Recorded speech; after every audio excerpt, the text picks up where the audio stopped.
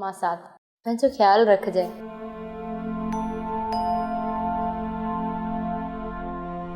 तू परेशान न थी मां साथ, मूंखे कुछ भी कोन थींदो। हिन दहशतगर्दनि जी दुश्मनी ख़राब हूंदी आहे इमरान, मूंखे त डपु थो लॻे।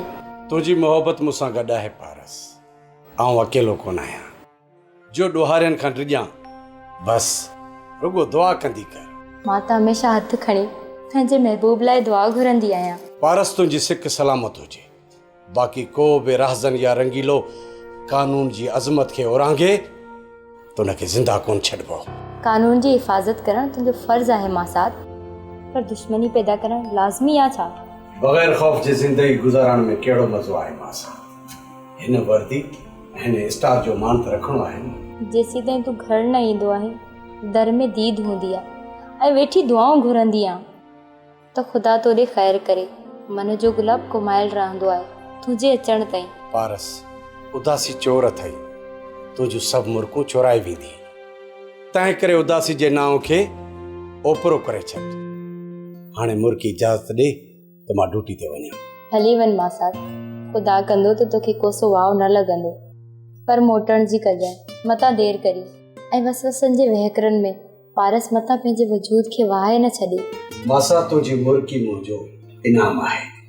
इन्हनि विसवसनि खे छॾ ऐं विसवसनि में न रहो। हाणे तो मुर्क त मां वञां।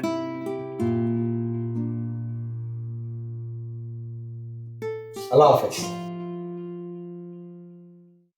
माजिद साहब, किरन जे चौधारियूं नसीबनि जी खोट कारीअर जियां कर खणी बीठी आहे। छा कयां जावेद, दिल जो पखी त हमेशा किरन जे लाइ उदास रहियो आहे, पर सम्झ में ई नथो अचे त किरन खे पंहिंजो वजूद कीअं बणायां। हाणे त तव्हां किरन खे पंहिंजो शरीक हयात आराम सां बणाए सघो था। माजिद साहब, जंहिं मामे जी मयार खां डिॼंदा हुयव, हाणे उन जी बि मयार कोन थींदव। उहो त मां बि ॼाणा थो, पर अम्मा जे अॻियां ज़बान ते मोहर लॻी वञे थी। पर छो सर? अम्मा इहो कॾहिं बि न चाहींदी त पंहिंजी भाणेजी जे मथां पहाज पए। अमर जे अॻियां पंहिंजी ॻाल्हि रख त सही माजिद साहब। ज़बान ॾंदनि जे विच में ॾेई ख़ामोश हूंदी त इंतज़ार में वारनि जो रंग सफ़ेद थी वेंदो ऐं पोइ पंहिंजे दिलि जे अॻियां कॾहिं बि मुर्की न सघंदी, छो त उन जी मुराद पूरी कोन कई। किरन जी मोहबत में मां हमेशह मायूस रहियो आहियां जावेद। ख़बर न आहे हाणे बि मुर्की सघंदो मल्हाए। सर, जे तव्हांजी इजाज़त हुजे त मां राशिद साहब सां ॻाल्हायां। मन उहो तव्हांजे दर्द जी दवा थे। न जावेद न, राशिद सां ॻाल्हि न आहे करणु, छाकाणि त उहो मुंहिंजो नंढो भाउ आहे। छा सोचींदो त मां अञा कुंवारो वेठो आहियां ऐं अदा ॿी शादी लाइ थो सोचियां। त पोइ केरु कंदो तव्हांजी वकालत माजिद साहब?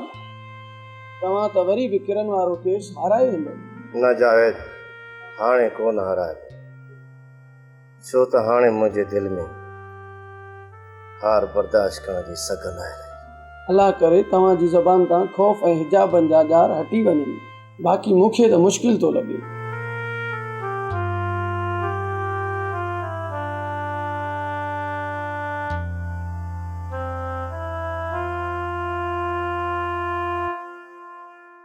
ड्रामा सीरियल सिलसिला मोहब्बतुनि जा तमाम एपिसोड्स ॾिसो हाणे HD क्वालिटीअ में।